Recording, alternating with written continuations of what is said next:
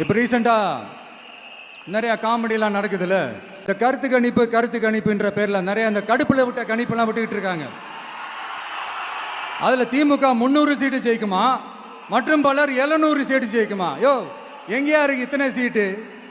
குருட்டா மேட்டுக்கு சும்மா அடிச்சு விடுறது. ஒரு தில்லமுள்ளுக்கு ஒரு அளவே இல்லை.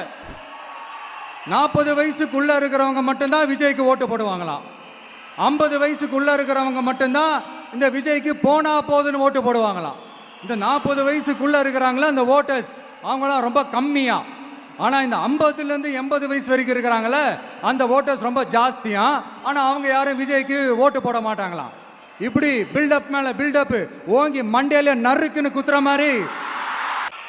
அதனால இந்த கருத்து கணிப்பு, கடுப்புல விட்ட கணிப்பு, என்ன கணிப்பு என்ன விட்டாலும் திமுகவும் இந்த மற்ற பலரும் மண்ண கவ்வ போறது உறுதி.